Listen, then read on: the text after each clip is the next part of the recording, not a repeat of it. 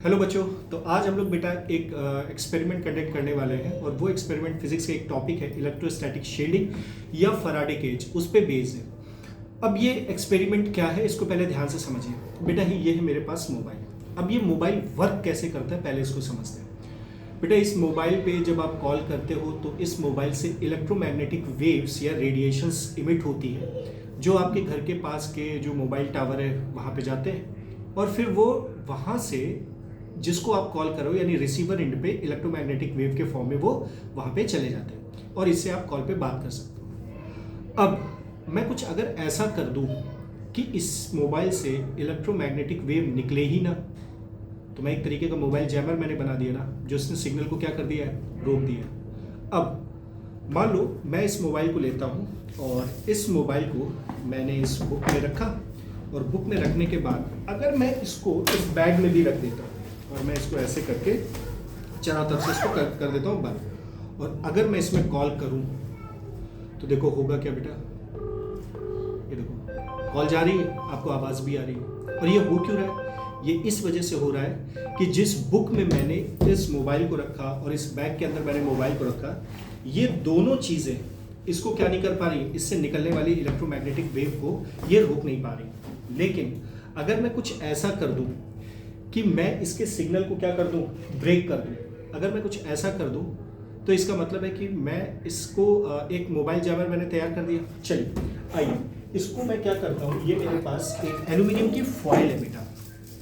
मैं क्या करता हूं, मैं इस मोबाइल को एल्यूमिनियम की फॉइल में ऐसे करके इसको रैप कर देता हूँ और इस एल्यूमिनियम की फॉइल में रैप करने के बाद मैंने इसको अच्छे से क्या कर दिया, रैप कर दिया। और अब चलिए कॉल करके देखते हैं इसमें कॉल लगती भी है या नहीं।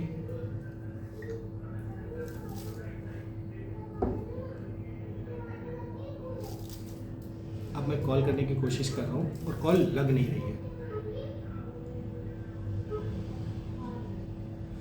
अब इसके पीछे की साइंस समझिए, ये ऐसा हो क्यों रहा है बेटा। जिस चीज में मैंने इसको रैप किया है, ये एल्यूमिनियम फॉइल है, ये गुड कंडक्टर ऑफ इलेक्ट्रिसिटी है, या अगर मैं इसको कहूँ कि एक कंडक्टर है ये, और अगर ये एक कंडक्टर है तो इसमें क्या होंगे बेटा, फ्री इलेक्ट्रॉन्स होंगे। कंडक्टर में क्या होते हैं, फ्री इलेक्ट्रॉन्स होते हैं। अच्छा, अब ये फ्री इलेक्ट्रॉन्स में हो क्या रहा है कि इस मोबाइल के अंदर जो इलेक्ट्रोमैग्नेटिक वेव्स निकल रही है वो इस इलेक्ट्रॉन से क्या करती हैं, टकराती हैं, और इस इलेक्ट्रॉन से टकराने के बाद ये इलेक्ट्रॉन को क्या करती है, मूव करने की कोशिश करती है। इलेक्ट्रॉन को क्या करने की कोशिश करती है बेटा, मूव करने की कोशिश करती है। अब जब ये इलेक्ट्रॉन मूव होता है तो जैसे ही ये इलेक्ट्रॉन मूव होगा इसके अंदर क्या, इलेक्ट्रोमैग्नेटिक एक फील्ड ऑटोमेटिक जनरेट हो जाएगी।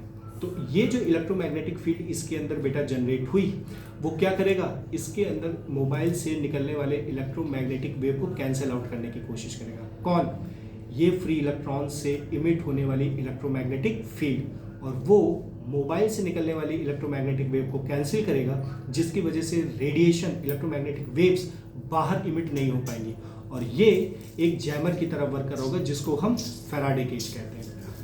Thank you.